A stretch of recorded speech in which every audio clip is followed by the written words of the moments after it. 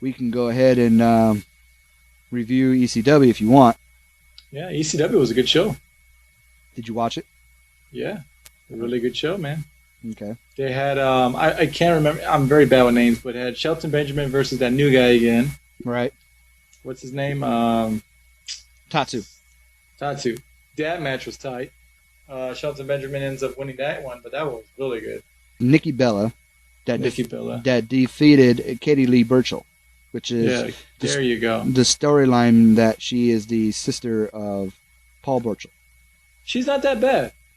No, they're not. It's just she's not really getting that much of a fair shake, and I think she's a little bit better than that.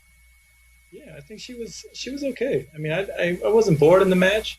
I mean, it was a classic switch move between the twins, and it was pretty entertaining to me actually. I don't like the Bella twins, but the match was okay. So I was pretty excited about that. And then they also had what's that one guy's name? Shoot, Ezekiel Jackson. There you go. He fought. That was impressive. That guy's big. He's huge, man. You see his little rock bottom move he did? Yeah, you know what though? He's still a little green, but yeah, he's a little green, but you could tell he can be something big, man. And he's a big dude, man. And the guy, I want to see some more of that guy. And the guy who I talked to you about this before, Abraham Washington. I like that guy. At first, last week, well, actually, I should say a couple weeks ago, when I first saw him debut on ECW when he interviewed the Bella Twins, which was a waste of time. But when I first saw him walking down the ring, I go, hey, you know what? This guy is kind of carrying himself. He kind of looks like The Rock. I know he's not as big as The Rock, but maybe he could be somebody someday, until he opened his mouth, and yeah, he's far from being a Rock. Oh, yeah, but I mean, he's pretty funny. I like it. I like the fact that they're doing that kind of show there on ECW.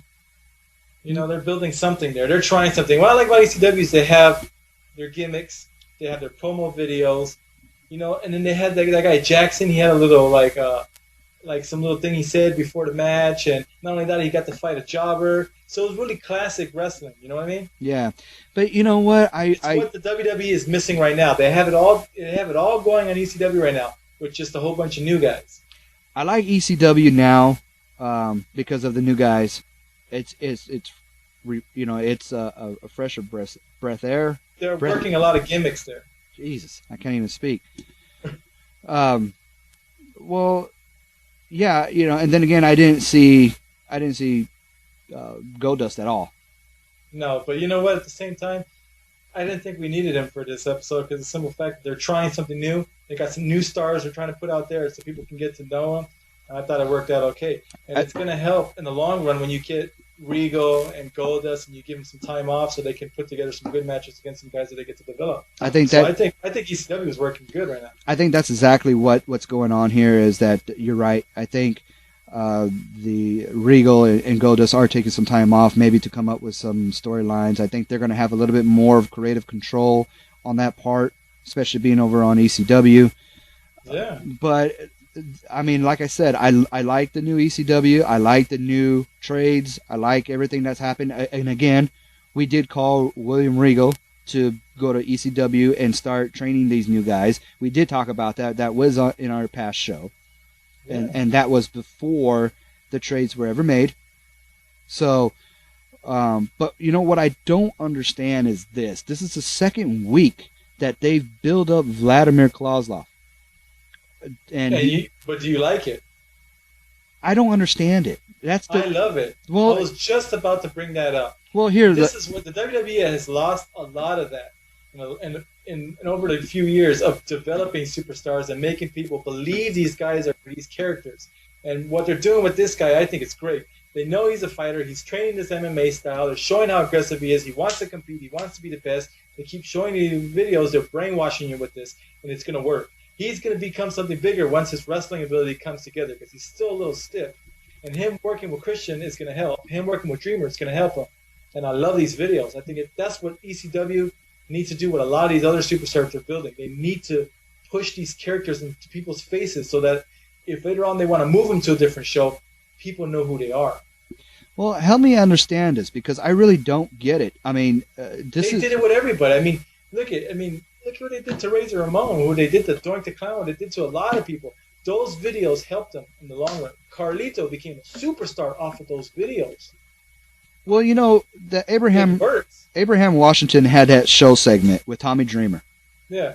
And at the end of the show, Kozlov comes in and interrupts him, and they do a stare down with a little bit of words with Dreamer. Now, okay, you could see that. Okay, they're building up Vladimir and Dreamer feud, Right. and I think that's going to work well. And Vladimir being an ECW champion, I think it could work. Now, but you know what's going to happen? It's going to work because they're going to take the belt away from Dreamer. I think Dreamer's done. I think he's gone. He has to leave. He needs to help in some other way. And they're going to have a Christian Vladimir feud, and then probably Christian get the title back. But this is a good way to get the money back that they're kind of losing on these videos for this guy. You know what I mean? It's got to cost them something, and it's worth it because they're going to push a feud that's going to make people want to see it. Because if you just have Vladimir keep coming out of nowhere and saying "I fight, I win," and then him go against a Dreamer, it's not going to work. Dreamer's he's more established than Vladimir is. right, but I need to build that character up, and I think they're doing a really good job with that. well, what I'm trying to say is that, you know, they make it look like Vladimir is going to be in the running for Dreamer at the Night of the Champions, but then he has that number one contender match between him and Christian, and then the Christian just defeats him to face Dreamer. So what was the point of having Vladimir interrupt the show and do a stare down with Dreamer when, you know, Christian was going to defeat him? Well, probably because they wanted to see if it was going to work, if they were going to get a pop from the crowd.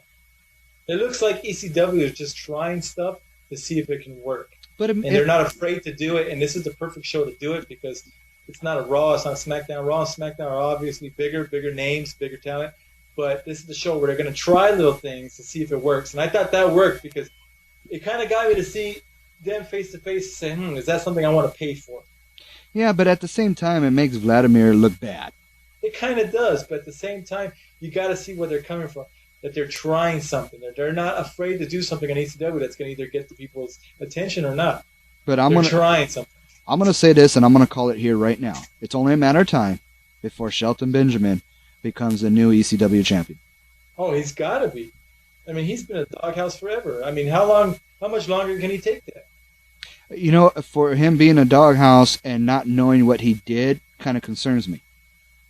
I don't even know what's going on. I mean, he's all I can remember. I mean, they put him in crappy ass matches, and he's always done well. They put him in big matches in WrestleManias, and he's done well. Super fucking, amazing matches.